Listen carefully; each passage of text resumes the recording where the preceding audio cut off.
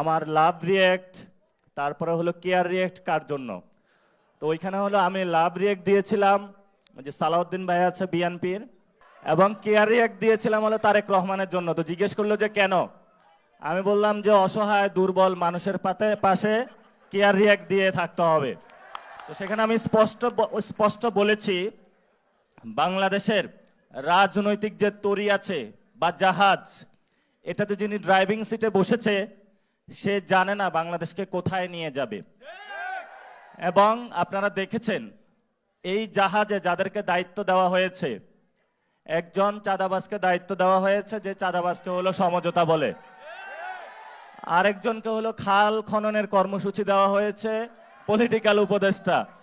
তো আমরা বলেছিলাম ওই যে বলে না যে খাল কেটে হলো কুমির নিয়ে এসে, তো আগে জিয়াউর রহমান খাল কেটেছিলেন বাংলাদেশের উন্নয়নের জন্য, আর এখন তাকে উপদেষ্টা করা হয়েছে, মন্ত্রিত্ব দেওয়া হয়েছে, খাল খনন করতে দেওয়া হয়েছে যাতে ইন্ডিয়ান প্রজেক্টগুলো বাংলাদেশে নিয়ে আসা যায়। লন্ডন থেকে উড়ে এসে জুড়ে বসেছে একজন, বাংলাদেশে বসেছে, আওয়ামী লীগের সাথে আতাত করেছে, বলেছে তোমরা যদি আমাদেরকে ভোট দাও তাহলে আমরা তোমাদের সব অফিসগুলো নিজ উদ্যোগে গিয়ে খুলে দেব।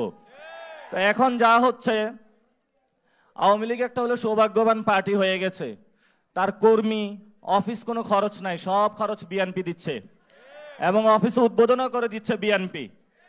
ওইখানে যারা এমপি আছেন তারা আওয়ামী লীগের অফিসের দায়িত্ব নিয়েছে। এই হলো আমাদের বাংলাদেশ। ঢালাইয়ে দৃঢ়তা, নির্মাণে নিশ্চয়তা, প্রিমিয়ার সিমেন্ট, ঢালাইয়ের রাজা। আমরা হলো সালাউদ্দিন ভাইয়ের মতন মপতন্ত্রে বিশ্বাস করি না, আমরা হলো বিএনপির মতন মপতন্ত্রে বিশ্বাস করি না। যারা মপ করে নির্বাচন কমিশনে আপনারা দেখেছেন, দ্বৈত নাগরিক এবং ঋণ খেলাপি, এই যে ঢাকা 11 আসনের বিশিষ্ট সন্ত্রাসী সাহেব আল্লামা কাইয়ুম সাহেব, আরেকজন সন্ত্রাসী আছেন ঢাকা 10-এই তো মনে হয়, ওনার নাম যেন কি, আল্লামা রবিউল ইসলাম চাঁদাবাজি খুনের আসামি, ওনাকে হলো রেলঘাট নৌবাহিনী সবকিছুর দায়িত্ব দেওয়া হয়েছে। তো ওইখানে বাংলাদেশের সবচেয়ে বড় চাঁদাবাজি চলে, কিন্তু তাকে দায়িত্ব দিয়েছে এটা। এই জন্য হলো বাংলাদেশে গণ অভ্যুত্থানের পরে যখন দেখেছিলাম আমরা বাংলাদেশটা একটু নতুন ভাবে গঠন হবে, আর তারা এখানে হলো দিল্লির একটা হলো নাটকের যাত্রা এখানে বসায়ছে, যেই যাত্রকের প্রডিউসার হলো তারেক রহমান, আর এখানে অভিনয় করছে চাঁদাবাজ সন্ত্রাসী দুর্নীতিবাজরা। তা আমরা হলো এই নর্থ দিকের নাচ দেখি, মাঝখানে হলো বাংলাদেশের হলো কামসারা হচ্ছে। এই হলো বাংলাদেশেরই। এখন আমাদের সামনে সুনির্দিষ্ট লড়াইটা আর কি, এটা হলো সিরিয়াস আলোচনা। সুনির্দিষ্ট লড়াইটা হলো, আপনারা দেখেন আমরা কিন্তু কোটা সংস্কারের দাবিতে মাঠে নেমেছিলাম। এটার অন্যতম কারণ ছিল আমাদের পকেটে টাকা নাই, আমাদের চাকরি নাই, মা বাপ এলাকায় বসে আছে যে কখন ছেলে তুই টাকা পাঠাইবি, চাকরি পাইবি, গার্লফ্রেন্ড কল দিয়া প্রত্যেক রাতে বলে কখন আমাকে বিয়ে করবা।